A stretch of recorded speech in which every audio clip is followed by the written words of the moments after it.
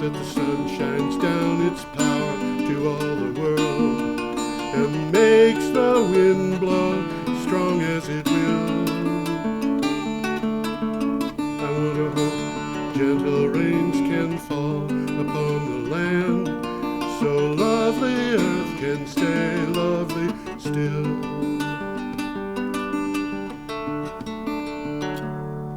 Hello, ladies and gentlemen. Welcome to Energy Week with George Harvey. That's me. And over there, you can see the amazing Tom Fennell in the flesh. I'm really not in the flesh. I'm in the flesh, but I'm not. This is a virtual Tom Fennell. I'm in my bedroom is where I am. Oh, okay. Every day I arise early and look at the news, find everything that I can about energy and climate change, and I put together about 15 articles which consist of a synopsis and a link to the original article, and post that group to my blog, geoharvey.com. You can go there and look. And Tom and I do the best of the blog, as he says. I'm quoting him here. And you can look at sometimes there's some pretty good stuff on that blog. Yeah, there is. And there's some important stuff this week. The blog is wherever you got to this program, there should be links both to the blog and a downloadable version of the, there should be links to the blog. Yeah. The site that Tom and I use to prepare for the show, which has all of the stories, and really to the particular item that we're talking about. Yeah, and you can find them and read the story. And there's some also of them are well worth looking at and reading. And I'll try to call some of the better ones to your attention. Yep. There's one or two that I kind of remember are almost mandatory. Well, there's a couple this week that really are mandatory. There are things that we really need to be able to talk about. Okay, we're starting this show. We're recording it today on the 24th of June. And we're starting the show with the news that appeared a week ago today. And we're starting with a picture. I don't think that's a really all that nice picture, but it did come from GM, and it is apparently an electric Hummer. And it says it's a GMC Hummer, and I'm looking at the grill, and there isn't any grill. It's all lights across the front. Yeah, it does. It does look a little odd, doesn't it? And this particular item is from CNN. So what do you have for title, Tom? GM boosts spending on electric vehicles to $35 billion by 2025. And I got that ain't hay. And not only that, but they're talking about soon. General Motors announced that it increased its planned spending on EVs to $35 billion by 2025. That is a 75% increase since March 2020, when GM said it would spend $20 billion on EVs by 2025. It has raised the amount twice since 2020, first to $27 billion and now to $35 billion. And who knows, by the time 2025 comes around, they may be spending more than that. Well, I think they're starting to wake up a little bit to reality. Yeah, I think you're probably right. Do you have more on that, Tom? Yeah, GM hopes to produce nothing but zero-emission vehicles by 2035. 2035, yeah. 2035, including fully electric commercial trucks. Yes. And they're going to boost production of battery cells in the U.S. as well. Yeah. And they're building 2 new battery plants, and I think they're both in Ohio, in addition to plants already under construction. Yep. I think you're right about all of that. And there's a little takeaway here. Electric vehicles currently make up less than 2% of all passenger vehicle sales. That surprises me. Well, it's certainly going to change. It's going to change. My bet is that it'll be 100% by 2035, because it's going to, as more and more people pick it up, it's going to be harder and harder to find gas stations. That's true. And it's the economics, stupid, because the vehicles are getting cheaper. Yep. The charging stations are starting to pop up all over the place. All over the place. Which we'll talk about. We're going to touch on. Yep. And, Okay. it's the future, you know. Yep. Here is our next picture. And I've got a caption on this that I made up. I thought this was very cute. Tesla, Tesla, Tesla, Tesla. Should I explain that, Tom? Yeah, why not explain that? It's a Tesla car. Okay. Next to the garage, you see a Tesla battery. That's what I was going to ask. The roof on that house is Tesla solar tiles. Oh, it is, huh? And the photograph itself is a Tesla courtesy photograph. Okay. So Yeah, this is from I was wondering if I thought that white thing was a battery. Yeah, this is from Clean Technica, and you have a title for this too. Tesla Solar is becoming more and more affordable. Yep. By the way, that thing on the wall is called a power wall. Yes. Elon Musk is making solar more and more affordable with better rates on solar loans. Tesla's loan option had been for a 20-year plan with a 10% down and 5.99% APR. Recently, Tesla made the loan option much more affordable with a 10-year plan, 10% down, and only 0.99% APR. So significant. It is. Of course, Tesla's... The average payments are dropping from about $160 a month to $110 a month. Yeah, and you can compare that with a utility electric, and it's going to be comparable. But interestingly, at the end of your 10-year option, you own it. So, it winds up being an investment. It's a good deal. Yeah, it is. Okay. Should we go 0.99% annual percentage rate? This is pretty low interest. It's pretty low interest. They could take that to zero. I really believe they could take it to zero. And considering far from that now. Yeah, considering Elon Musk's past, I kind of think they probably will not very far into the future. Just to shake things up, just to let people know they're alive. Okay, There's a quick takeaway here about solar installations. Yeah. Rising nearly 50% in the first quarter of 2021. There's over 5 gigawatts. Oh, man. Now, gigawatts is bigawatts. It sure is. That's right. This is growing. This is an increase of almost 25% versus last year. Now, what is it that was 5 gigawatts, Tom? Say that again? What was 5 gigawatts? Is that rooftops? U.S. solar installations in the first quarter of 20. Okay. All right.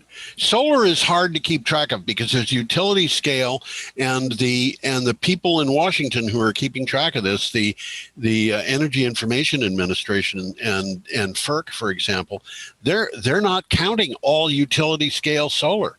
And they barely even begin to count home solar. So if you look at that picture, who's going to look at that roof and say that's a solar roof? Probably almost nobody. I mean, I would, but looks like a regular roof. It looks like a regular roof. The only reason I would say that it might be a solar roof is because I see the power wall, and I'd say, that looks like it could be a Tesla roof. Anyway, we should go on. I think we should. Okay, This next item is from Clean Technica. Amazing. Renewable energy. Oh, that's what the picture is. That's what the picture is. That's right. What do you got for the title for the article? The United States consumed a record amount of renewable energy in 2020. Yeah, in 2020, consumption of renewable energy in the United States grew for the 5th year in a row. I got news for you. It's not going to fall. And the reason it's not going to fall is because all these installations are really new. Reaching a record high of 11.6 quadrillion BTUs. Is there anybody out there who knows what that means? Or this is a much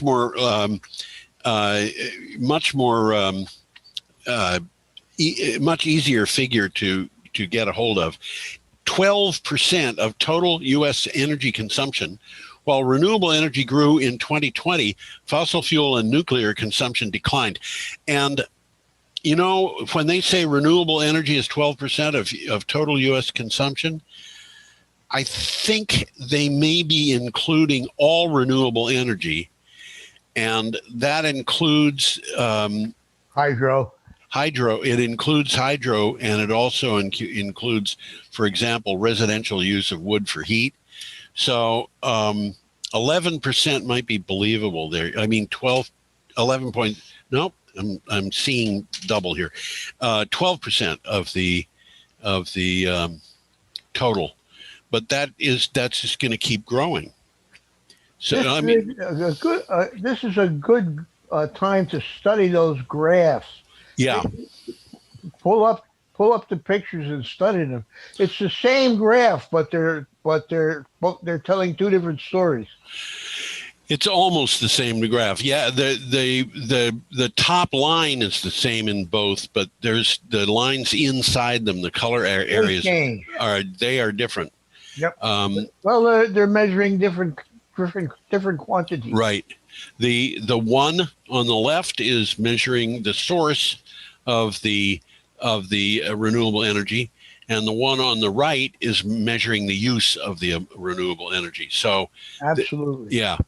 Okay. They're not the same, but they're pretty similar, really. They are. Well, as I said, the top the top is the same. The top line on both of those is the same because you're talking about the same amount of stuff. Okay, I'm going to go to our next item, and I got to tell you, this is starting to get scary. Oh, look at those maps there. That dark stuff is not good. No, it's not. And by the way, the white area, which in the left is at the bottom, at the southern end of the state of California, that's going away. That's an area that is not that is in the normal range of precipitation. North of that, on the left, is yellow.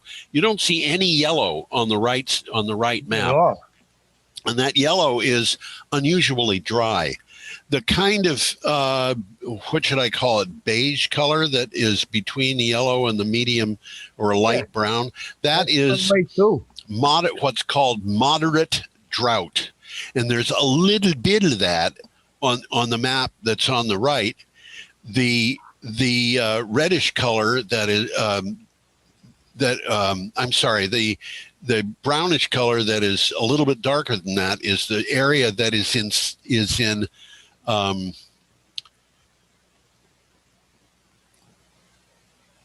the area, I forget what that area is, but the one that's red is I'm sorry.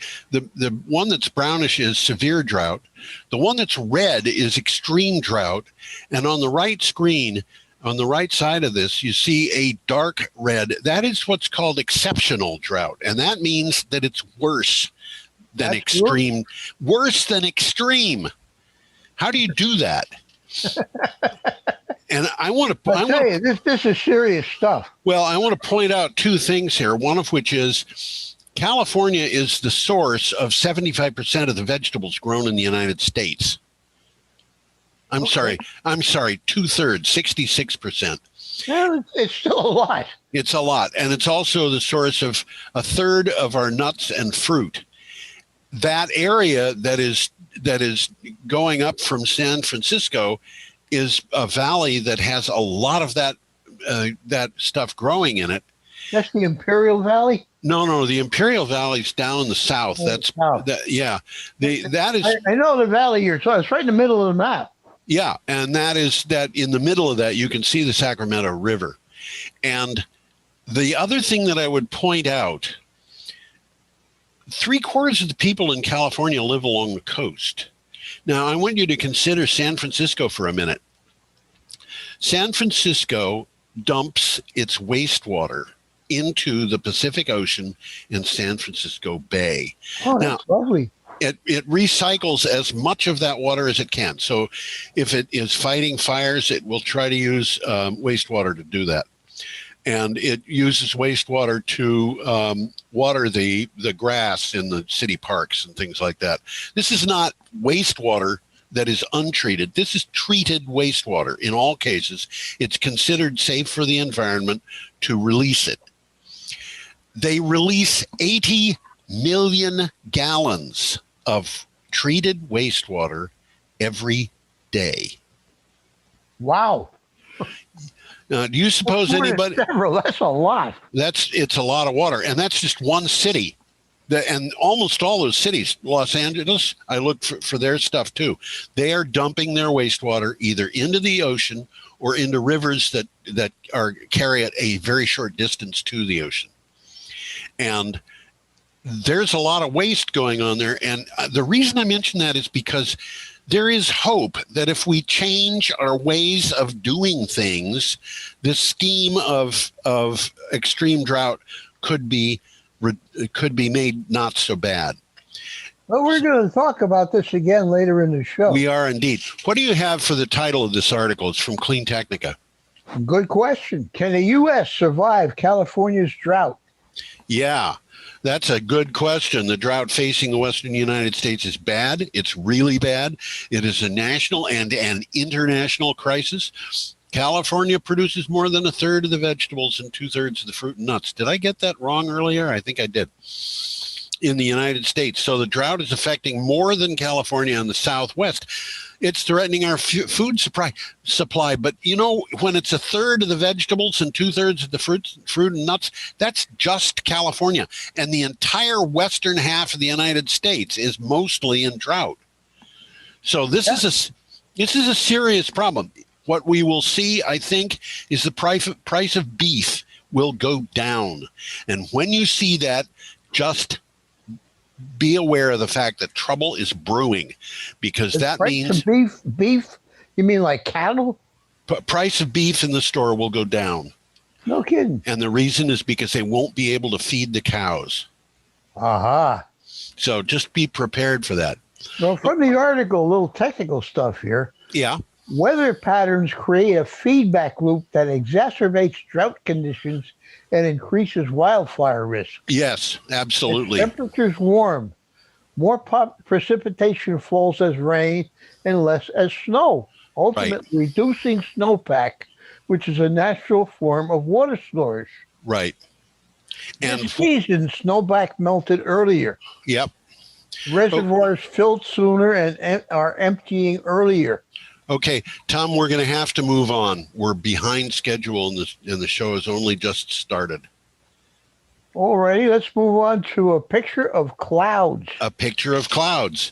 This article came from CNN, and I have something to explain here, but read the title. The amount of heat the Earth traps has doubled in just 15 years. The planet is trapping roughly double the amount of heat in the atmosphere that it did nearly 15 years ago, according to an alarming new analysis by NASA and NOAA. This is professional U.S. Employed scientists here. These aren't backyard observers. No, they are not backyard observers. And they published this in a peer-reviewed journal, although it has not been through the review process yet. So it's a tentative publication. You can, if you go through this link to CNN, you can go find the article. Now, I want to tell you a little bit about my blog, okay? All right. I started this in April of 2011. Ned Childs, who was the president of the NEC, asked me to just look, because there was so much information coming into the news about Fukushima, the nuclear plant meltdowns, that the NEC members were finding they're spending a couple of hours a day just trying to find the news. So he asked me if I could do news aggregation and start working on that for them, which I did for 14 months, just sending out the results on email. In June of 2012, on the 2nd of June, I started my blog. Since that time, I have posted a blog post every day. I have not missed any days in the last 9+ years. Every day I posted these things, there were an average of a little over 13 articles going up per day. And that means that I've posted a number of articles that's approaching 44,000. And on Wow. four separate occasions, I counted the number of headlines I had to look at in order to get the articles I posted. And on all four occasions, the number that I looked at during the course of one day, divided by the number of articles I posted, gave me a number that was in excess of 27. Do a little math. This means that I have probably looked at well over 1 million articles in the last 9 years. And of all of the articles I've looked at, this is the one I found the scariest. Well, a quick summary. The amount of heat the Earth traps must decline or climate change will continue to worsen. It will continue to worsen. We've looked at what's happening in California. We've looked at what's happening in the West. That drought has been going on for a couple of decades now, with a few atmospheric rivers flooding everybody once in a while. The weather out there has been nothing like what it was in the beginning of the 20th century. It's just getting worse, and it is threatening our food supply. We've seen that out of the stuff that we've got. Have you read the? We've read this stuff. So, do you have any more on that, Tom? No, I just covered it. Okay. Air traps must decline. Yep. We are about 5 minutes behind schedule, and we're only 20 minutes into the program. So. Here is a nice picture of a solar array. Yeah, how about that? This is from NC State News. NC, of course, is North Carolina. Combining energy storage and solar offers unexpected power reliability boosts. New research from North Carolina State University and North Carolina Central University finds that when a power system combines energy storage with solar power generation, the result is greater reliability in the system's ability to handle peak energy load demand. And, this is exactly what I expected, because Germany, when it started the Energiewende change in the energy system, had the most reliable grid in Europe. And that grid was providing its customers with about 15-minute outages per year, where in the United States we experience about 2.5 hours on average. When they started going heavily into renewable energy, people were asking what the result was going to be. When they finally got to a point where they could tell what the results were, they found that 15 minutes had changed. It was no longer 15 minutes of outages on average after closing down most of their nuclear power plants and putting in a lot of wind and solar power. The amount of outage had been reduced to about 7 minutes. That's very interesting. Isn't it fun? Yeah. Okay. The article says it's symbiotic. Yes. The combination will provide up to 40% more power during peak demand than if you added the outputs from each source. Yep. Okay, our next item, and we are up to Saturday, June 19th. Our next item is from Clean Technica. There's a picture of some ships at sea. And that picture, which of course is black and white, reminds me so much of a TV show I saw when I was a little kid. I'll bet you remember it too. What's the TV show? Victory at Sea. Oh, I do remember that. Yes. Okay, what do you have for title? UN greenwashes shipping with hopelessly weak carbon efficiency targets. Yeah, the global shipping fleet will be required to reduce its carbon intensity by 1.5% under a climate plan adopted by the UN regulator, the IMO, which is the... Why did they bother? Yeah, why did they bother? The target falls far short of the 7% annual reduction required to meet the goals of the Paris Agreement. Oh, man, it's a hopelessly weak target. Yeah, it's going to have to be changed. It just will have to be changed. Okay, I'm gonna speed us up. Our next item. This is a small field of heliostats. Well, this is very interesting. Isn't this fun? They're after the heat of the sun rather than the light of the sun. Yeah, They're not making electricity here. They're just making heat. Yep. You caught that. I'm not surprised. We'll talk about that again later. Yeah. Okay. This is from Clean Technica. What do you have here? Concentrating solar startup Heliogen raises $108 million in 2 funding rounds. Renewable energy technology company Heliogen has raised $108 million in funding across 2 rounds, the second of which was oversubscribed.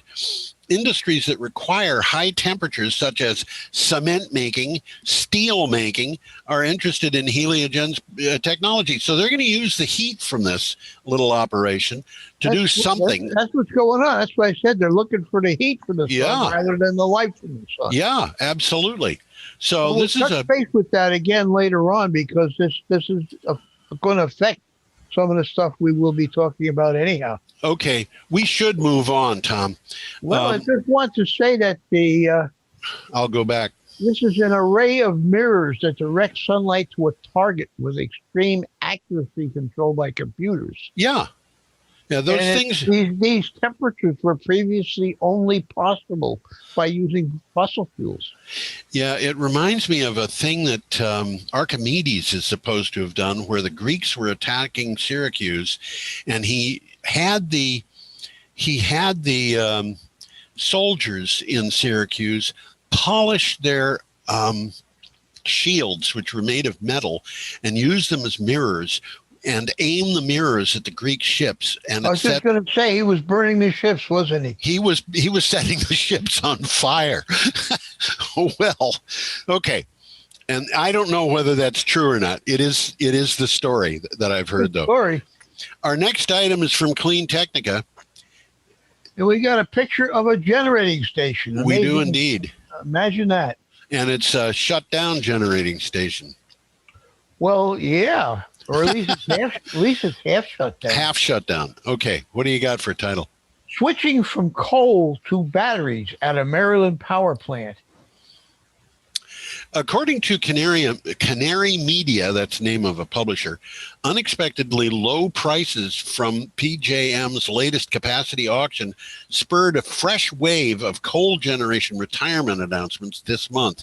Tallinn Energy is installing a 20-megawatt battery storage facility at the site of a shuttered unit of the H.A. Wagner plant, and that's the plant that you're looking at on the screen. Half of that plant is shut down. They're going to use the other half as battery storage. They got the space.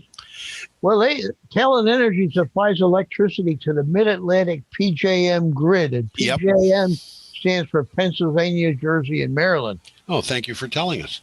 But it's a big grid. It goes all the way as far west as really parts of Michigan. Okay.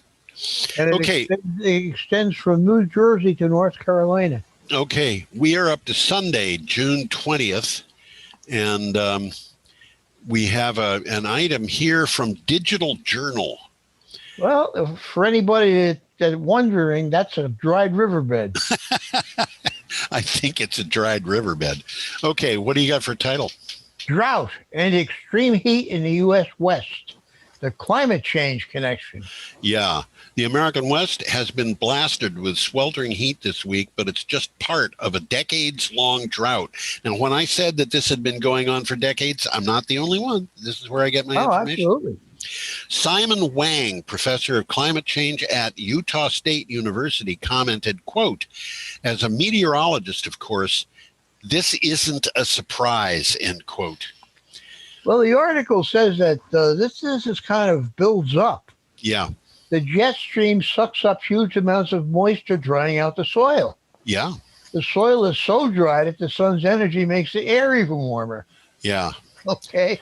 There was a vicious cycle. There was an item today in the news. Yeah. We will talk about it next time. Soil temperatures have been measured as high as 119 degrees north of the Arctic Circle in Russia. North of the Arctic Circle. Wow. That's right. And that is on top of permafrost, which, I was just going to say, that means melting permafrost. It means melting permafrost. Okay. Our next item is we have a picture of a Smoky Sunset And This is smoky to me. Yeah, this is from the Sierra Club. The fires of the past will tell the fires of the future. Yes. During the last 2 decades, we Coloradans, obviously this one was written by somebody other than myself, have got used to billowing clouds of smoke over the mountains in the summer. But 2020's fire broke records. They seem to have ushered in a whole new, terrifying, quote, normal, end quote, when the fires start before summer and they stay around until the fall. Well, the article says this is our new reality. I'm afraid it is. These fires occur because the American West is drier and hotter than it has ever been in recorded history. Yeah, I want to make a little piece of advice to anybody who is afraid of food insecurity. If you have a south-facing windowsill, you can grow vegetables. Okay? You don't need to pick it up from a farm. You can grow your own. And here in Brattleboro, Vermont, we have something like 12 citrus trees at the building where I live. They're brought in the winter. Say that again? We have something like 12 citrus trees. We have 4 different. Yeah. 4 different species of lime. We have calamandan, which is the one that I would suggest to anybody that they start with. They are extremely tart, and many people wouldn't want to eat them, but as they are fresh. But they do make really, really good marmalade. They're kind of fun to do. Yeah, we have lemons, Meyer lemons. We have. I don't remember. There's something else. And we also have at least 3 different species of figs, not species, but cultivars of figs. And we've got other things that come in the winter, but they just sit out in the parking lot a lot during the summer that nobody parks in. Okay. We are, let's see.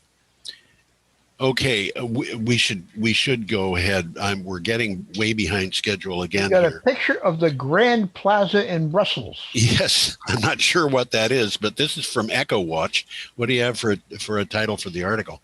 Belgian Court deems inadequate climate policy a human rights violation. This is important. It is. Climate campaigners claimed a historic victory after a Belgian Brussels court condemned Belgium, condemned the country it was in for climate policy that breaches the country's duty to care and human rights obligations.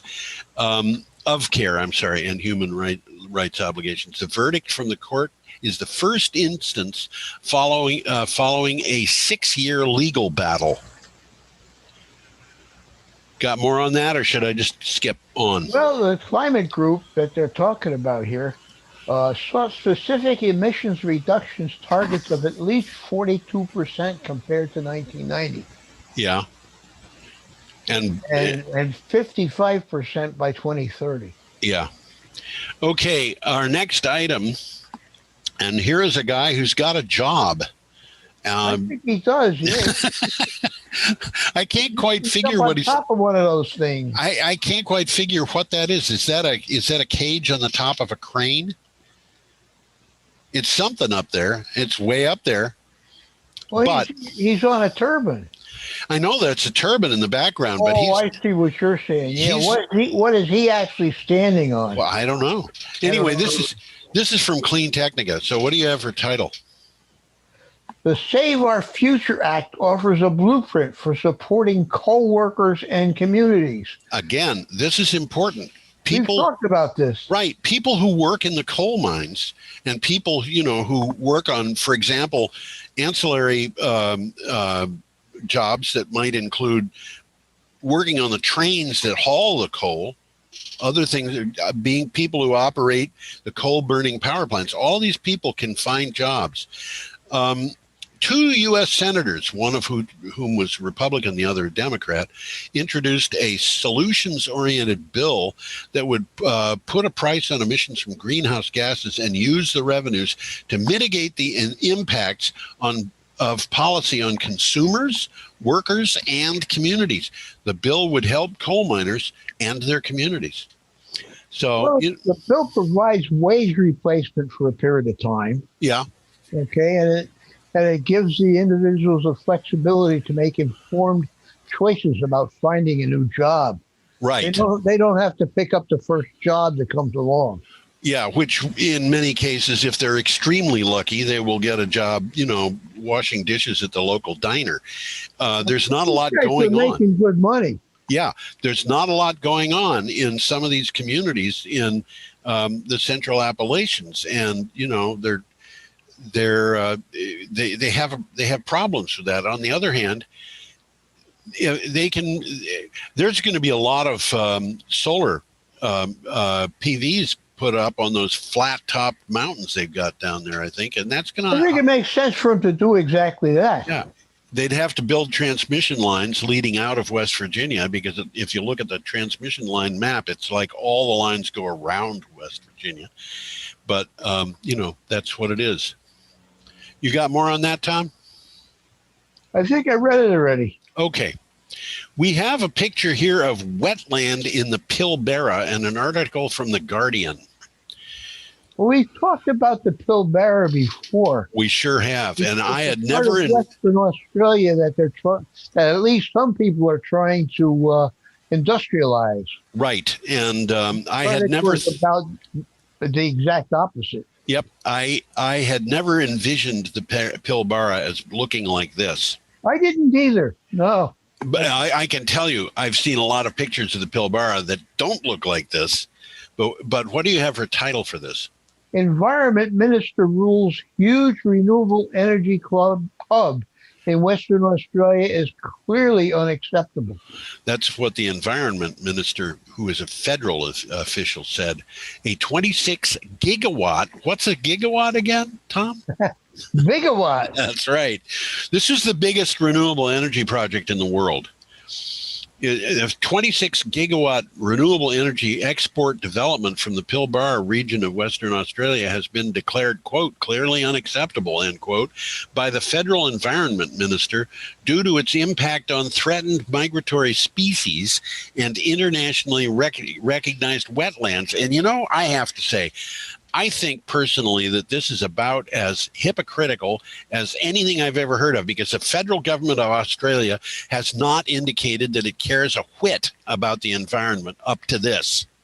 That's interesting. Isn't it? But this article... The Pilbara Hub was initially planned as a means to sell green energy to coal-rich Indonesia. Yeah, and this, by the way, is from The Guardian. It's going to be built across an area about half the size of Sydney. Okay. They were proposing a really big, huge area of solar power, but now the state of Western Australia is really pushing back on this. They said, you didn't think about this long enough. I don't think you thought about it at all. And at the same time, the company that came up with it said, well, we can develop different plans. We don't have to run solar panels all across the wetlands. There are other parts of Western Australia where we could build this not far away. So we'll see where this has gone. It hasn't been killed. They're going to do something for sure. They'll do. Yeah, I will quote you at some point in the future when they do. I will say, Tom Fennell predicted they would do something for sure, and by golly, they did it. Well, they've got an opportunity to create an industrial portion of their country. Right. They just got to figure out the best place to put it. Okay, our next item, which is still Monday, June 21, we have a picture here of Iowa and Illinois, and this, by the way, is not an artist rendering. This is a photograph. That's a photograph? Anybody who believes me after that is, I've got a bridge to sell to. Looking at it, the blue lines are the state lines, and the green line, a wavy green snaky line, is what we're talking about. Yes, that's right. And the very wide blue line coming down from the top to the bottom, river. That's the Mississippi River.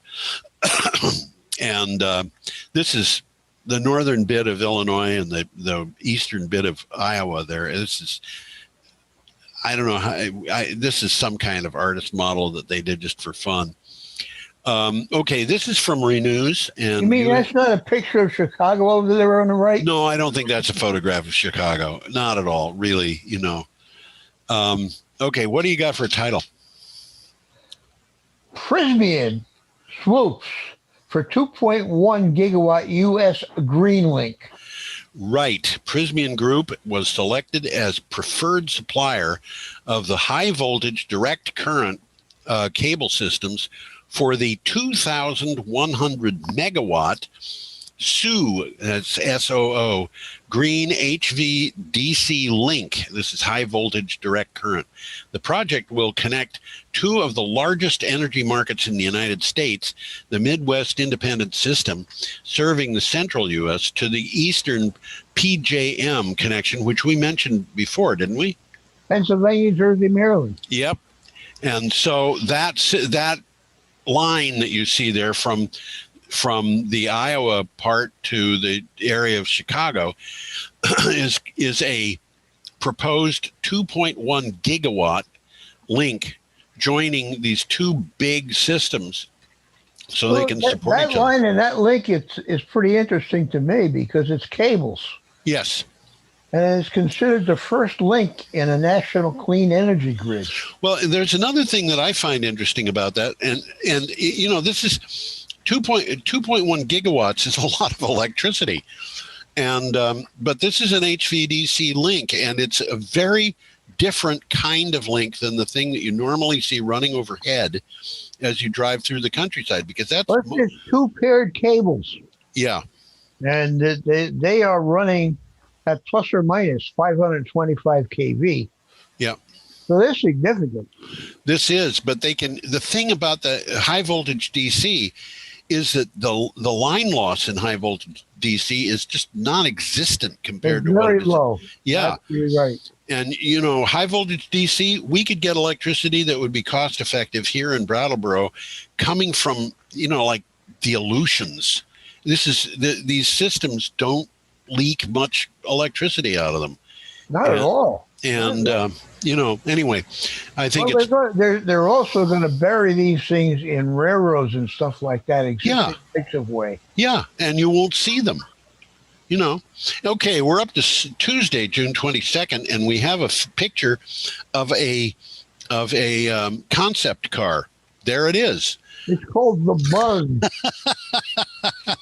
The concept battery electric reincarnation of the old microbus. I guess it is. That's what they call it. We have an item from Clean Technica, and you have a title.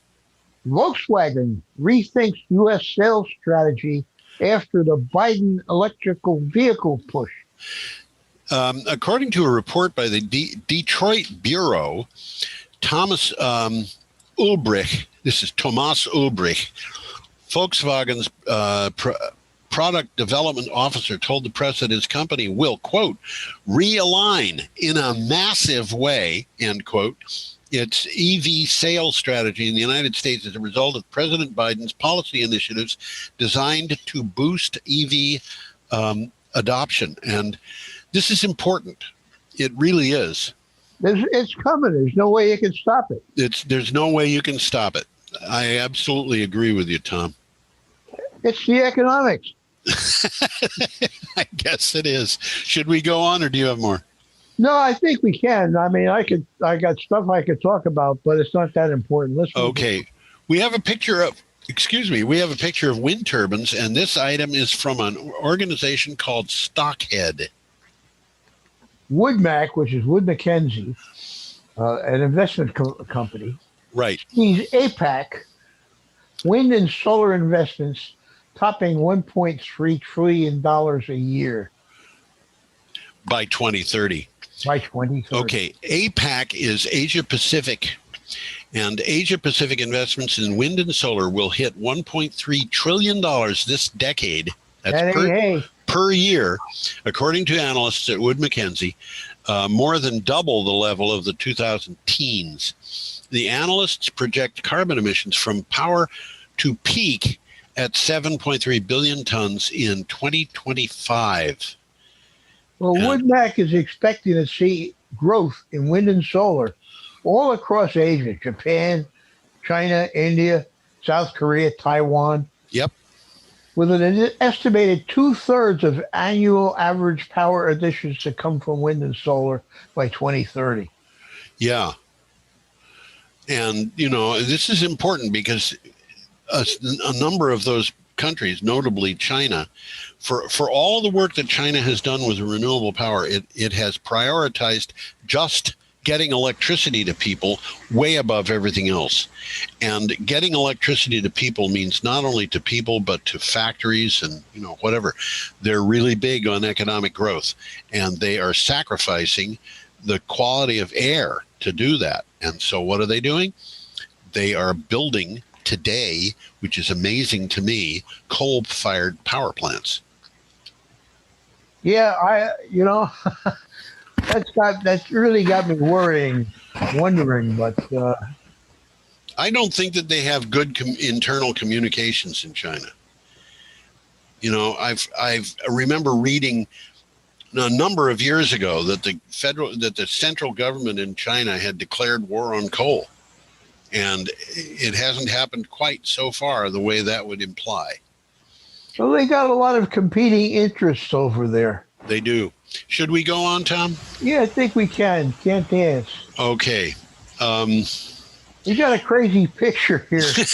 Those red spots shouldn't be on that picture. No, those red spots are actually you can see that there's kind of a line connecting them, and it waves around it. Well, it's a map. It's a map of the old Silk Road. Silk Road, that's right. And I don't know if that car is actually on the Silk Road. It might be, but...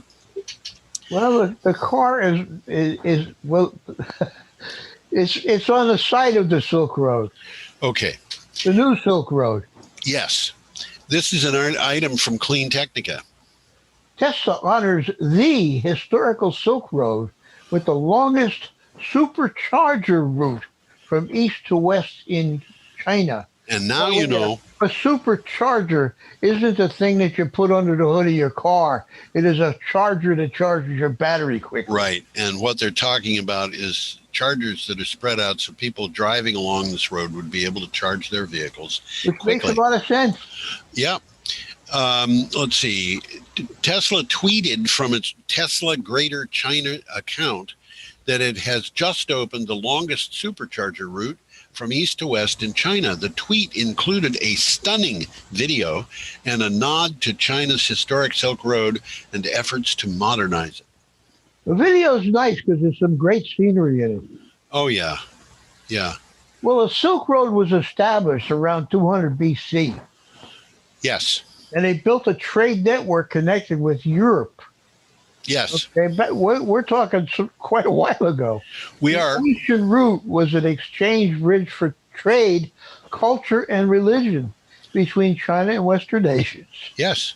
And now, China is now creating a new Silk Road to do the same thing all over again. Exactly. This is a planned thing that they did. Somebody in China read about their past and said, we can do that. Okay, we're up to Wednesday, June 23rd. What a funny looking thing. Well, this is a little disturbing as I look at it. This is a Volvo factory. I don't see anybody in the picture. That's why it's disturbing. There's nobody there. There's a guy way in the back standing up. There's what? One guy. Oh, I see him with a red shirt. Yeah. Oh, man. He looks like he's running away. I think he's running the whole show there. He's pushing buttons. It reminds me of a picture I saw. I think it was at a cartoon in the Saturday Evening Post where there were two guys sitting in a room overlooking the floor of a factory that was full of robots. And one of them had a lever he could throw that had a sign under it that said on. And the other one had a sign that said off. Okay, this is from Clean Technica. What do you have for title? I'm just swallowing some coffee. Well, you're allowed to do that. Volvo announces a plan to develop fossil-free steel. We just sort of mentioned that before. We've talked about this a couple of times in the past, too. Exactly. No matter how progressive a car maker gets, no matter how seriously it takes recycling or examines its supply chain, modern cars need steel. And manufacturing steel without the use of fossil fuels is a challenge. Luckily, it's a challenge that Volvo, at least, seems to be willing to take on. There's one part of this challenge that's going to be rough, and that is what is called met coal, which is used for getting the carbon that's needed in high carbon steel. Yeah, it's expensive coal. Yeah, that's right. It is the expensive coal. There was a met coal mine that opened right after Donald Trump took office, and he claimed it as a big victory. All the applications and approvals that had to be made to get it were done with Barack Obama in office. It was just a formality. Well, from the article, the steel industry is currently dominated by an iron-based technology using blast furnaces that depend upon coking coal. That's right, which is the met coal. And SSAB, the company, the breakthrough technology has virtually no carbon footprint. So this has the tendency to be very important. I think it probably does. Yes, indeed. Fossil-free steel. That's quite a concept. It is quite a concept, and as a matter of fact, this is something that they're doing, and those cars that they're using. I don't know. I don't think they're made out of aluminum. They're the bodies, but we'll see what happens.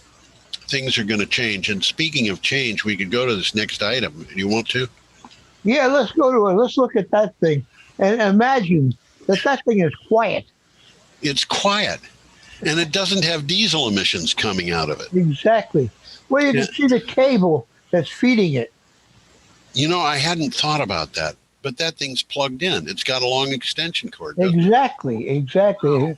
I find that interesting because I worked for a company that made that kind of cable.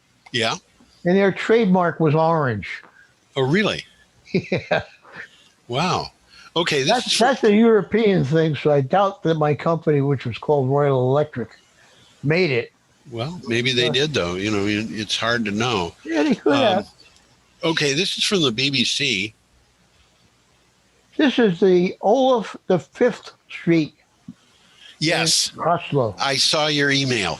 I had known that this was Olaf the 5th Street. Okay. Well, if you read it, it says Olaf V's Gate. Well, I tried to figure out what the S was after the V, and I all I could do was find that's what it's called in Norwegian. In Norway, yeah. Okay, what do you have for title for this? The Scandinavian Way to Zero Carbon Construction. The words quiet, clean, and green are not what you would typically use to describe a construction site, but the site at Olaf V's Gate, or Olaf VS Gate, one of the busiest streets in the heart of Oslo, was special. In a first of its kind, all of the machines used there, excavators, diggers, loaders, whatever, were electric.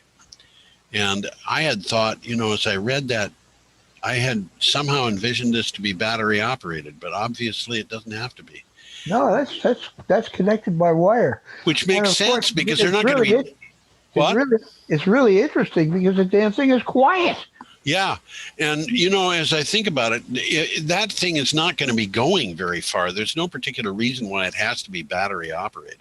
Well, normally in a construction site, even if they're not using those things, they never turn them off.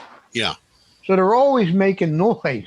They're always, and it's just like a lot of other things. Police cars, for example. They sit there and idle 12 hours a day. And I remember, Tom, you were a town meeting rep at one point. I've been a town meeting rep. I'm not anymore. But I remember somebody coming up with a budget for the police department, and somebody noticed that there was a car on there that was only 3 years old, and they were retiring it. And the person asked and was told, if you're going to idle a car 12 hours a day, it's not going to operate very long. It dies young. So these vehicles. Well, that's exactly true. And it's a waste of energy. It's a waste of money. It's a way, yeah. But they leave the thing running because they want all the electronics to work. Not only that, but they need to know when they jump into a police car that it's going to move. They can't just turn the crank Exactly. and hope that it starts. So they leave it running. Exactly. You got more on that one, Tom? Well, on this site, you couldn't tell the difference between when it was on or off. Unless it's moving. Big machine making a little noise. Yeah, unless you could see it was moving. So, yeah, it's a very different thing. Just to boot as a bonus, the project was able to save 9,000 gallons of diesel fuel and the equivalent of 200 U.S. tons of CO2. Well, there you go. Taking 20 cars off the road. Yeah. It's okay. a win-win. Yes, it is. And especially for all the people who are around this. You can see there's a lot of pedestrians right there. They're just on the other side of that barrier. Look, this is a major intersection. Yes. This is like 42nd Street, New York. Okay, I'm going to go to the last item. We have a picture here of wind turbines, which didn't come with the article. And nice picture. Isn't it? I thought that was a nice picture. This was an Unsplash. This is, and by the way, if people need pictures to decorate their school papers and things like that, this place called Unsplash is a great place to find them. Of course, if you're got a lot of pictures, huh?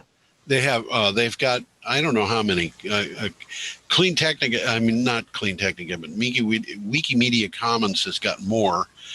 And in some ways, it's a better site. But the ones at Unsplash are all reviewed for quality. So you don't, at Wikimedia Commons, you can get 47 pictures of some person who wants to promote himself as having been at some party in Prague. You just don't know. But this particular article came from the Guardian, and what do you have for title? Most new wind and solar projects will be cheaper than coal. Yeah. Globally, 62% of wind and solar projects built last year were able to generate cheaper electricity than even the world's cheapest new coal plants, an International Renewable Energy Agency report says. And it said that renewables could undercut the price of energy from 800 gigawatts of coal burning power plants. And a gigawatt is what? 800 gigawatts. This is, basically we're sitting here saying, it's spreading. More and more of the world is in areas where you've got a choice. Either lose money or shut down the coal plant and replace it with renewables. And, that includes batteries. You can build these things, solar and wind plants, and put up batteries and just shut the coal plants off. Well, as the article says, new wind and solar costs are continuing to decline. And that's another thing, too. We've talked about Wright's Law. It's a law of economics. You can actually look it up. It's been tested. The cost of solar power, the cost of wind power, the cost of batteries are all going to continue to decline for the foreseeable future. And you can even calculate an expected rate of decline in terms of the volume of them that have gone in. Okay, Tom, do you have more on? As the article says, I was just going to say, as the article says, the world is far beyond the tipping point of coal. Yes, it's far beyond the tipping point of coal. Unfortunately, we're approaching tipping points for climate change. But that's our last article, and so it's time for us to wave goodbye. And anybody who thinks that we're not waving goodbye, you're wrong. Well, you can see us do it when we get into the studio a couple of weeks from now. But we want you to have a memorably beautiful week, and we very much appreciate it if you wave back. How about that? Yeah, we two-way. Okay. Two-way picture of us waving. See you later.